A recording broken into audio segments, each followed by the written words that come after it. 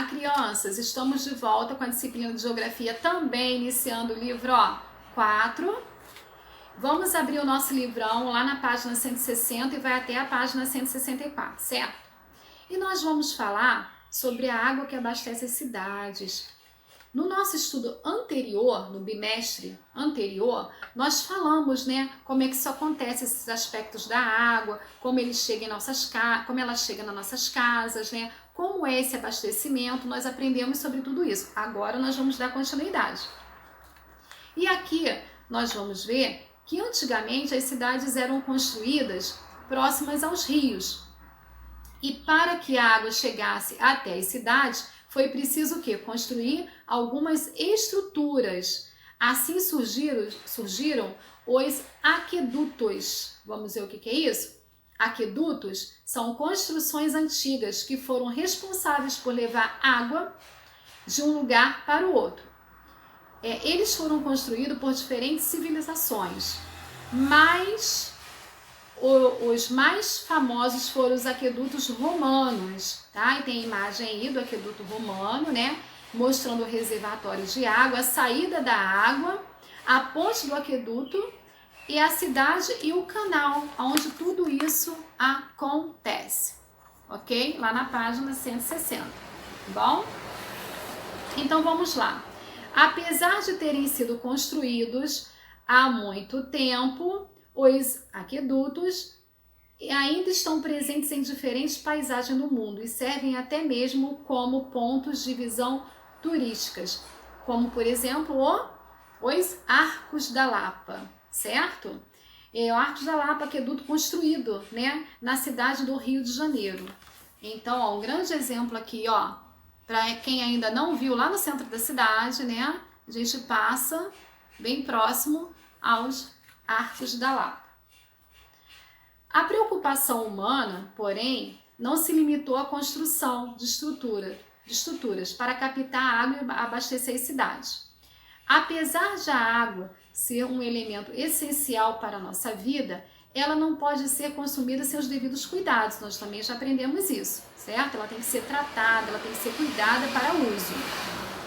Existem cidades que têm fontes de água aberta ao público, porém algumas não são consumidas devido à qualidade da água. Tratar a água é preciso? Então vamos lá, na página 161, nós vamos ver que o crescimento das cidades e dos diversos ambientes causados por esse crescimento reduziram a capacidade natural de purificação das águas. O desmatamento, a produção de lixo, o esgoto, a exploração de recursos naturais, também já falamos sobre isso nos bimestres anteriores, são fatores que contribuíram para essa redução. Nas cidades, a preocupação com o consumo de água de boa qualidade se tornou cada vez maior, criando a necessidade de desenvolvimento de métodos, e de coleta, tratamento, distribuição de água.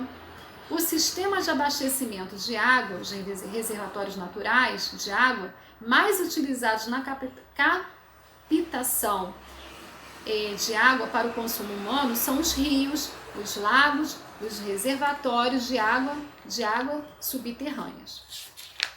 Bom, nós teremos atividades na página 162 sobre esse breve assunto.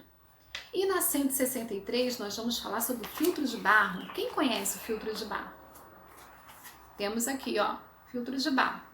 Vamos lá? Então, vimos aí na imagem de cima o tratamento de água, que é um processo bastante complexo, que envolve diversos tipos de produtos químicos, A água que sai da estação de tratamento pode ser utilizada diretamente da torneira de nossas casas para acabar com a sede. Mas durante o processo de distribuição, essa água passa primeiro pelas caixas de água, onde é armazenada, guardada ali para o nosso uso. Por isso é importante manter a caixa de água sempre limpa, muito bem fechada, para não cair nada ali dentro, para que a água não fique suja. Além disso, uma opção bem interessante é fazer a água passar por um processo de filtragem, uma filtragem caseira, né? Com todos os filtros de barro antes de consumir. Como, né? Como os filtros de barro antes de consumir. Nós vamos observar o filtro de barro, né? Esse filtro é muito comum aqui no Brasil.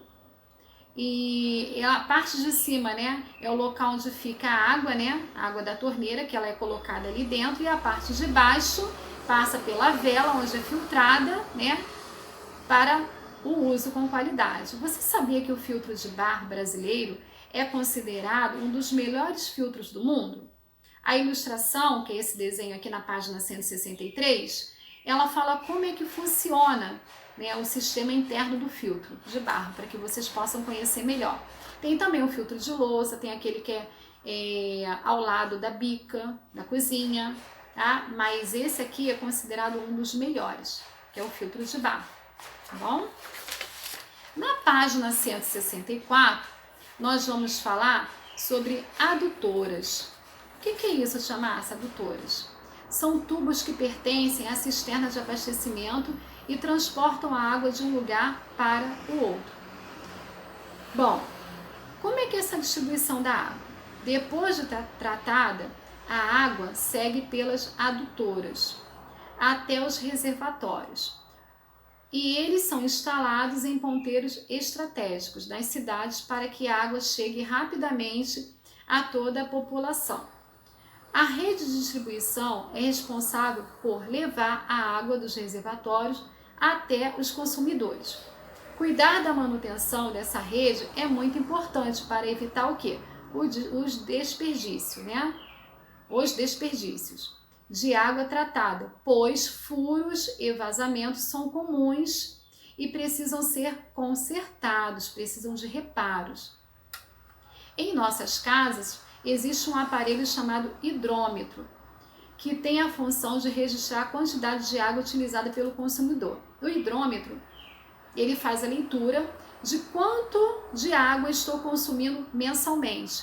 E depois, a empresa responsável manda, em nossas casas, uma vez por mês, um leiturista, onde ele faz a leitura do nosso consumo de água para que possamos pagar. E isso tudo é feito através do hidrômetro. Vamos observar aqui como é o hidrômetro? Aqui, ó. Este aqui é o hidrômetro, tá? Lá na nossa última página, página 164. Então, o hidrômetro, na parte de cima, ele mostra a quantidade de água consumida. Os números que estão em vermelhos, eles registram o consumo de água a cada 110 litros. Esses números são descartados quando se faz a leitura. Bom, depois desses números tem a unidade de medida, tem um disco no meio, né, com tipo uma leitura de tempo, um relógio de tempo. Esse disco serve para mostrar o que está havendo passagens de água por ali, né?